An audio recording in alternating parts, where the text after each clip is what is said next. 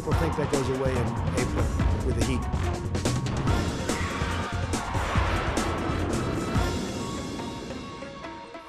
It's time for Planet America. Hello, I'm John Barron. And I'm Licciardello. Stunning developments in the presidential race this week as Donald Trump gets COVID, which is still running rampant through the White House. We're going to look at what we know, what we don't know, who's infected, and what voters think of it all. And we'll ask the Mooch, Anthony Scaramucci, what he thinks of it too.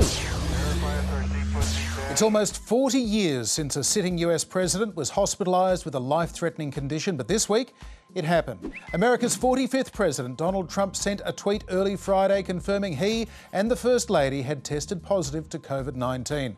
The news came less than 24 hours after it was confirmed longtime Trump advisor Hope Hicks had developed COVID-19. That evening, the president walked across the South Lawn to the Marine One helicopter and was airlifted to the Walter Reed Medical Hospital in nearby Bethesda, Maryland. He then released a pre-recorded 18-second video also on Twitter. I think I'm doing very well, but we're going to make sure that things work out. The First Lady is doing very well. So thank you very much. I appreciate it. I will never forget it. Thank you. The White House was keen to play down the seriousness of the president's condition, despite the dramatic turn of events. He, we're told, is having mild symptoms.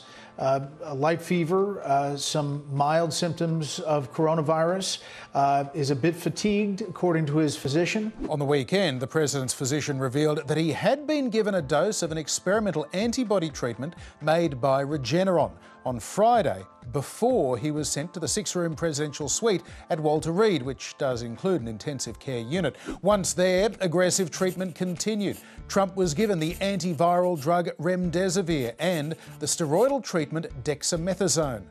What they did not reveal for 2 full days was the president was put on supplemental oxygen, tying themselves in pretzel-like knots, trying to avoid saying it. Thursday, no oxygen, none at this moment. Yeah, and yesterday with the team, while we were all here, he was not on oxygen. But remarkably, President Trump's own Chief of Staff, Mark Meadows, undercut the cheery prognosis from the White House physician. We were real concerned with that. He had a fever and his blood oxygen level had dropped rapidly. Then, in a further comment, he tried to give anonymously to reporters, but which was caught on cameras. Meadows said, "The president's vitals over the last 24 hours were very concerning, and the next 48 hours will be critical in terms of his care. We're still not on a clear path to a full recovery." And then on Sunday, Trump's physician, Dr. Sean Conley, a trained osteopath who administered hydroxychloroquine to the president in May, admitted he had been downplaying the situation. I was trying to reflect the upbeat attitude that the team, the president, that his course of illness has had, and in doing so, it came off that we were trying to hide something, which wasn't necessarily true. So the guy who just admitted to hiding something says he wasn't necessarily trying to hide something, he just thought that it was the plan to hide something. That makes perfect sense compared to Dr. Conley's actual logic. First, let me show you just how desperately Conley tried to hide that Trump needed supplemental oxygen. He has not received any supplemental oxygen. He's not on oxygen right now, that's right. He has not received any at all? He's not needed any this morning, today at all. That's right. Has he ever been on supplemental oxygen? Right now, he is not on I understand. oxygen. I know you keep saying right now, but should we read into the fact that he had been previously? Yesterday and today, he was not on oxygen. So he has not been on it during his COVID treatment? He's not on oxygen right now. So that didn't convince anyone. But why did Conley mislead reporters? I didn't want to give any information that might steer the course of illness in another direction. He didn't want to steer the illness in another direction. It's okay, doctor. I'm not sure the coronavirus is listening to you. I'm not sure the reporters are either at this point. Meanwhile, to add to all the confusion, President Trump himself was tweeting messages and videos from inside his hospital rooms. And on Friday night, it sounded like he may have been given something a little stronger than hydroxychloroquine. Going well, I think. Thank you to all. Love. On Saturday, another update, more sober, but also upbeat. I'm starting to feel good. You don't know over the next period of a few days. I guess that's the real test, so we'll be seeing what happens over those next couple of days. And then a new justification for taking the risks that led to his infection. It was an act of leadership. I can't be locked up in a room upstairs and totally safe and just say, hey, whatever happens, happens. I can't do that. We have to confront problems. As a leader, you have to confront problems. There's never been a great leader that would have done that. And then on Sunday, we saw what appeared momentarily to be an epiphany. It's been a very interesting journey. I learned a lot about COVID. I learned it by really going to school. This is the real school. This isn't the let's read the book school. And I get it, and I understand it, and it's a very interesting thing, and I'm going to be letting you know about it. In the meantime, we love the USA, and we love what's happening. Then, suddenly, Trump the showman was back. I also think we're going to pay a little surprise to some of the great patriots that we have out on the street, and they've been out there for a long time, and they've got Trump flags, and they love our country, so I'm not telling anybody but you, but I'm about to make a little surprise visit. And he did it. A stunt that delighted his supporters and enraged his critics, who pointed out he had yet again risked the lives of others by leaving isolation and getting into a hermetically sealed Chevy Suburban with Secret Service officers. Breaking news tonight, the president, who has coronavirus, leaving isolation to wave to supporters from an SUV, ignoring public health guidelines. This after his doctor revealed earlier his blood oxygen level dropped twice in the past 2 days. Among those raising concerns, Walter Reed and George Washington University Chief of Disaster Medicine, Dr. James Phillips, who tweeted, "The risk of COVID-19 transmission inside is as high as it gets outside of medical procedures. The irresponsibility is astounding." We'll soon see how Trump's reality TV instincts are serving him. Will this backfire like the Bible in front of the church? Certainly, despite sympathy for his illness, there has been a lot of criticism about Trump's handling of this crisis from day one. And reports from inside the White House chairs are painting a scene of absolute confusion and panic. I'm not surprised they're panicking. There are already at least 29 White House-related people who have tested positive for COVID during just this outbreak, and that number is still going up. It includes the Trumps, the president's campaign manager, 3 senators, and his press secretary, amongst others. We of course don't know who started this all off, but I will note that the first person in this cluster to experience symptoms had a name that looks suspiciously like Rona. What we do know is that COVID was almost certainly passed on at a function last Saturday celebrating Trump's new Supreme Court nominee, Amy Coney Barrett. There was no mask wearing there, no social distancing, and it was at least partially indoors. And it's fair to say that taking COVID precautions was not a high priority.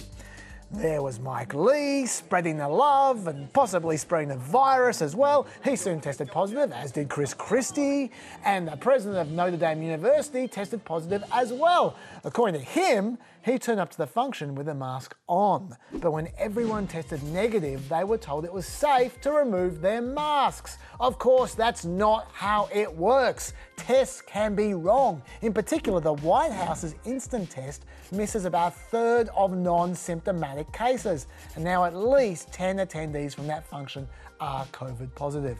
Then on Tuesday, we had the debate, which the Trump entourage arrived late to and were apparently not tested at because of the honor system. One witness said the entire Trump entourage arrived with masks on, but took them off as soon as they sat down, refusing to put them back on, even when asked by Cleveland Clinic personnel. So who knows who caught it then? The next day, Wednesday, Hope Hicks tested positive after Trump had just taken her to a Minnesota rally where he apparently felt poorly and exhausted. But he apparently didn't have himself tested even after Hicks's first positive result. Instead, the next day, he flew off to a fundraiser at his golf club in New Jersey, where an attendee said the president was in close contact with about 100 people. A fair few of them old people as well. I don't think they're thrilled about that. And that takes us to where the news broke. At the very least, Trump recklessly endangered 100 of his donors, and it might be worse because we don't know just how lax Trump was with his testing. He's supposed to be tested every day. So when was his last negative test? Doctor, what was the date of the president's last negative test? I'm not going to get into all the testing going back, But he and all the staff routinely are tested. Tell us when he had his last negative test. Was it Thursday? Was it Wednesday? Do you remember when he had his last negative? I don't want to go backwards. He doesn't want to go backwards. Dr. Conley should stick to medicine because he's really not good at PR. Yeah, and that is a question they have to get an answer for. Yeah. It's crucial to all of this. The National Institutes of Health warn, meanwhile, that one of the drugs the president is taking, dexamethasone, has a few potential side effects, including hypomania, mania, depression and psychosis. Fortunately, though, there was absolutely no evidence of any of those side effects in the president's tweets on Monday. Peace through strength. Bring our soldiers home. Vote. Save our Second Amendment. Vote. Fight the corrupt fake news media. Vote. Protect pre-existing conditions. Vote. Better and cheaper healthcare. Vote. All right. Vote. Listen.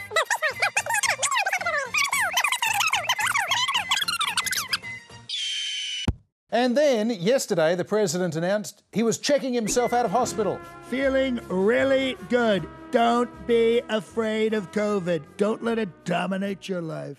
The president's primetime departure was broadcast live on all the network and cable news channels. Off he went in Marine One, back to the White House, up the stairs to the South Portico balcony, and a lingering salute to the helicopter. No mask at all as he seems to struggle for breath. And then, still without his mask, COVID positive, into the White House. All of that, despite his physician saying he's not out of the woods yet, and COVID experts saying it is not safe to send him back to the White House. Dr. Conley has consistently refused to provide scans of President Trump's lungs and has avoided answering questions about any damage or pneumonia. More classic Conley. The problem is, according to experts who aren't covering for Trump, it takes about 8 to 12 days after symptoms begin to know how seriously your COVID infection is going to become. So Trump hasn't even entered the window yet. He can't know for sure where he's at. Nevertheless, the Trump PR guys have been sending out hero shots like this one, writing, "The guy's a machine! Get him working at Walter Reed." But if you zoom into his work, it seems to involve Trump signing his name with a Sharpie on a blank piece of paper. And there was also this photo. The Flack wrote, "The man never stops working." But the metadata for this photo suggests that it was taken 10 minutes before the other photo, so these are clearly staged photos to make Trump look like a tough guy. So why is he bothering? It's okay to be sick. Unfortunately, some of Trump's supporters hero worship him, like this Fox News doctor who tweeted about the COVID survival rates for different age brackets, adding, "I'd put the president in the 20 to 49 category due to his strength and stamina." Really? So Trump's fans are into this invincible hero rubbish, but also Trump himself seems to think it's not okay to be sick. Look how he dealt with Hillary's pneumonia last election. Hillary Clinton failed every single time as Secretary of State. Now she wants to be president. Hillary Clinton doesn't have the fortitude, strength, or stamina to lead in our world. She had pneumonia. Give her a break. Meanwhile, former Vice President Joe Biden has been getting daily COVID tests after standing on that debate stage for 90 minutes last week without masks on the day when President Trump may have been at his most contagious. Biden's campaign pulled negative ads attacking President Trump after the diagnosis, and with the president hospitalised and still in quarantine, Biden has continued in-person campaigning with swings through battleground states including Michigan and Florida, where he was out courting the Latino vote, and he had this suggestion for the president. I was glad to see the president speaking and recording videos over the weekend. Now that he's busy tweeting campaign messages, I would ask him to do this. Listen to the scientists. Support masks. Support a mask mandates nationwide. He doesn't really need attack ads. I think it really writes itself at this stage. Yeah, the question now, though, is where does that outbreak that potentially started the Supreme Court nomination party leave that Supreme Court nomination? And it's not a simple answer. There are 3 COVID-positive Republican senators so far, but only 2 of them are on the Judiciary Committee, where the process will begin at a hearing next Monday. Now, that should not be a problem, because Lindsey Graham has already announced that attendance for the hearing can be virtual. In fact, Senate committees have already held a number of Zoom hearings, but at some point in time, they need to vote. And they're aiming to vote in about 2 weeks. Now, some of those committee members should be back by then, but let's say they're not. You need a majority of committee members present in the room to have a quorum. And Republicans only hold 12 of the 22 seats on the committee. So if they're down 2 senators and the Democrats boycott the vote, then that makes 10 out of 22 people present, which is not enough. So the nomination fails. Except Graham and McConnell could just postpone the committee vote a few days to buy themselves some time. Or they could replace Lee and Tillis on the committee, or they could just bypass the committee completely and send the vote straight to the full Senate. But all 3 of those motions could be defeated by a Democratic filibuster. And a motion to introduce remote voting could also be filibustered. So that is a problem. But let's say they somehow get the nomination to the full Senate for a final vote. The Constitution says that to do any business in the Senate, you need a majority of senators present to achieve a quorum. That's 51 seats, no Zoom meetings allowed. There are 53 Republicans and 47 Democratic allies. But if 3 of those Republicans are sick and all the Democrats run away and hide, that leaves 50 senators, which is not enough because the vice president does not count for quorum.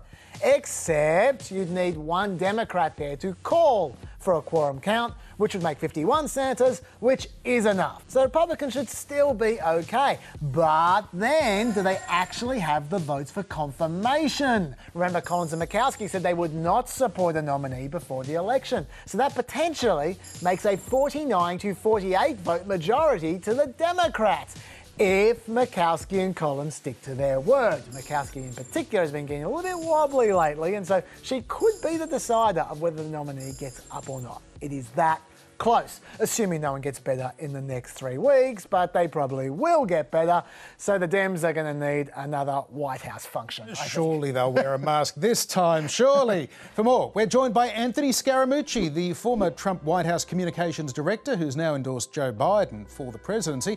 Anthony, welcome back to Planet America. Thanks for having me. So we've had a lot of mixed messages coming out of the White House and from the president himself in recent days. Do you have any particular knowledge or insights you can share with us as to how he's doing? Well, from a health perspective, I think it's hard to really understand what's going on. If you talk to doctors, obviously, I'm not one, so I don't want to bemoan the answer, but I hear he's got a lot of steroids in him, and so that could be affecting his judgment, creating more impetuosity.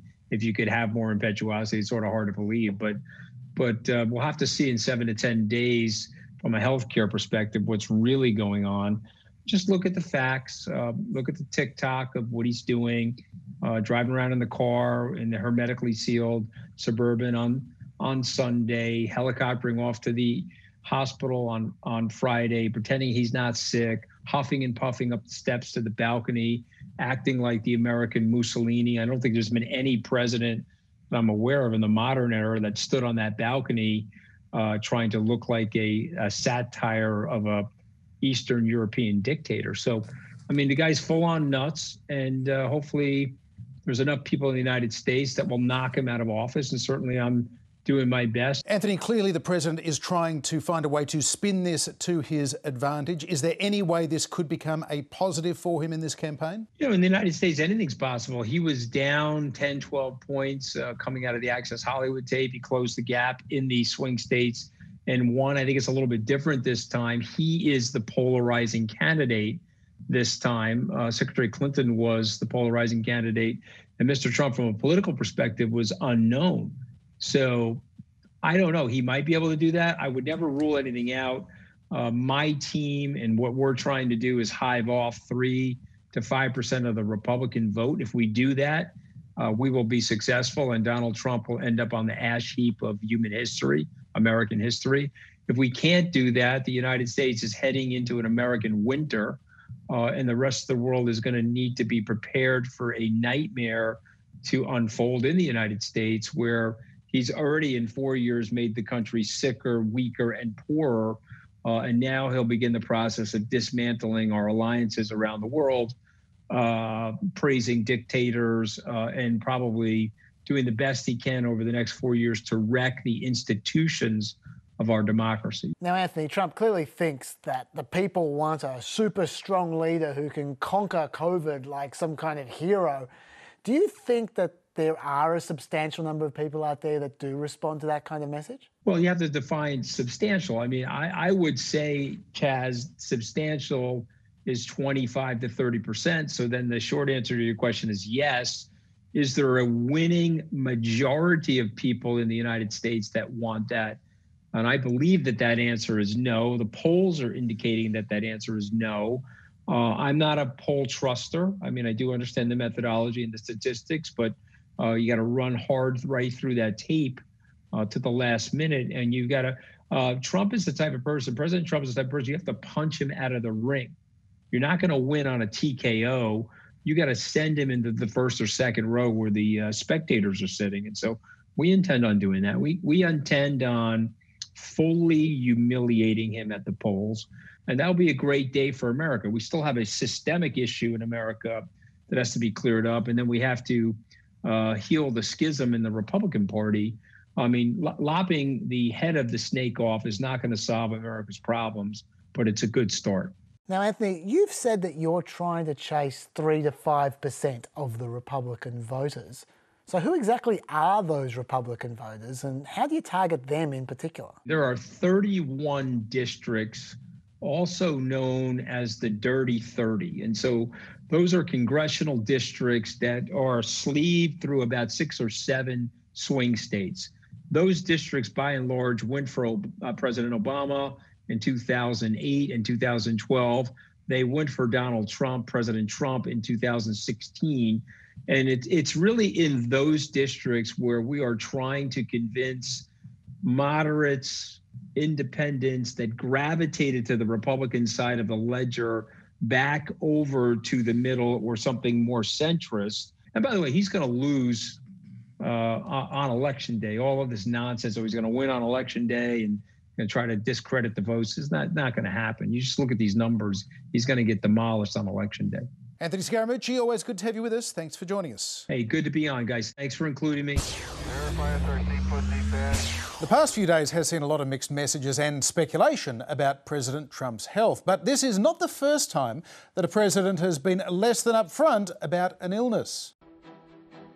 1919, American President Woodrow Wilson, exhausted from negotiating the peace treaty ending the First World War, contracts the pandemic influenza that's killed up to 50 million people around the world. In September, on a whistle-stop speaking tour, he suffers a small stroke. The White House, though, calls it a nervous reaction in his digestive organs. Wilson returns to the White House on October 2nd. He wakes up severely paralysed on his left side and partially blind in his right eye. Within weeks, he's developed an infection and nearly dies. All of it is kept from most of his cabinet, his advisors, and the American public for 5 months. Wilson's wife, Edith, assumes many of the responsibilities of the presidency. He's in no condition to stand for re-election in 1920 and dies 4 years later. When his successor, Warren Harding, falls ill in August 1923, also on a train tour, doctors announce he's suffering from food poisoning from seafood. In San Francisco, Harding is taken from the train to the Palace Hotel, but soon the White House can't cover it up anymore. Harding is dead.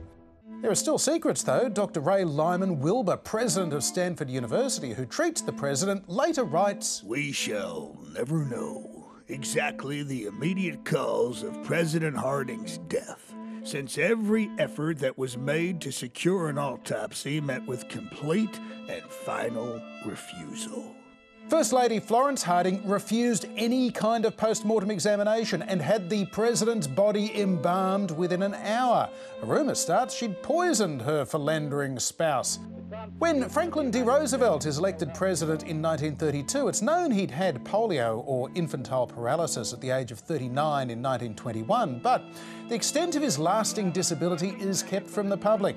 He can walk short distances and stand with the aid of calipers on his legs, often with the help of aids and walking sticks.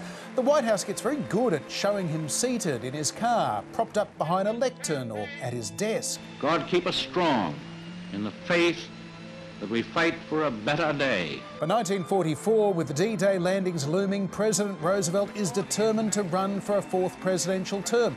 The White House reports he's in robust health. Behind the scenes, though, doctors warn in a confidential memo Roosevelt has advanced heart disease and would not survive another term in office. It was my opinion that over the 4 years of another term with its burdens, he would again have heart failure and be unable to complete it. FDR runs and wins and dies in office 9 months later. Vice President Harry Truman had no idea Roosevelt was so sick or that America had developed an atomic bomb.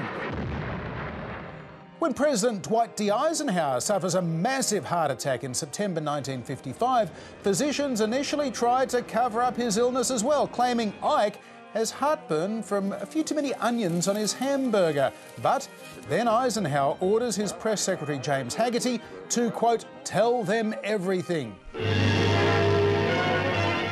News of President Eisenhower's sudden illness, described by his doctors as coronary thrombosis, came as a severe shock to us all. It's a smart tactical manoeuvre from the former general. Eisenhower is kept in hospital for 7 weeks. Doctors give minute details about his condition down to the frequency of his bowel movements. His recovery and return to Washington become a triumphant event. A crowd of more than 5,000 jams Washington Airport to roar their welcome to President and Mrs. Eisenhower as they return from a 7-week hospital stay in Denver. Not that he had any choice, but Eisenhower trusted the public, and they trusted him in return. I expect to be back at my accustomed duties, although they say I must ease my way into them and not bulldoze my way into them.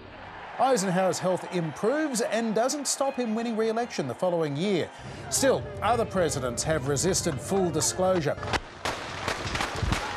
After President Reagan is shot in 1981, the White House gives some information.